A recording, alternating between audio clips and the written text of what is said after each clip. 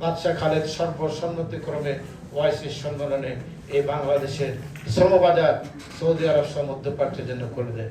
উনি বাংলাদেশের প্রথম সেই ম্যান পাওয়ার মিনিস্ট্রি করেন এবং বিনা পয়সায় সৌদি আরব সহ মধ্যপ্রাচ্যে মানুষের যাওয়ার ব্যবস্থা করে দিয়েছিলেন শহীদ প্রেসিডেন্ট জিয়া রহমান।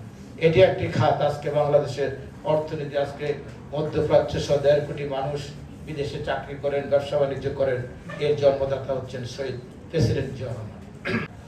96 সালের এরা হাসিনার সাথে 173 দিন হরতাল অবরোধ করে 100 বছরও শেখ হাসিনা বাংলাদেশের ক্ষমতা আসতে পারতো না। সেদিন যদি জামাত সহ এরা যদি শেখ হাসিনার পক্ষে না থাকতো। প্রমাণ লিখে দিলেন জনাব আব্দুল মালেক উকিলের আবেদনের পরিপ্রেক্ষিতে এই আওয়ামী লীগকে সাংগঠনিকভাবে রাজনীতিভাবে কাজকর্ম করার জন্য অনুমোদন দেওয়া হল। আওয়ামী লীগ প্রেসিডেন্ট জিয়া রহমানের অনুদানকৃত আওয়ামী লীগ, এটা শেখ মুজিবের আওয়ামী লীগ না। কারণ শেখ মুজিবের আওয়ামী লীগ বাকশালের মধ্যেই উনি এটাকে কবর দিয়ে গেছেন। আজকের আওয়ামী লীগ হচ্ছে মালেক উকিলের আওয়ামী লীগ। শেখ হাসিনার উচিত ছিল জিয়া পরিবারের প্রতি কৃতজ্ঞ থাকা। জিয়া রহমান যদি আওয়ামী লীগকে এই অনুমতি না দিতেন তাহলে জিয়া রহমানের মৃত্যু হতো না, শেখ হাসিনা বাংলাদেশে আসতে পারতেন।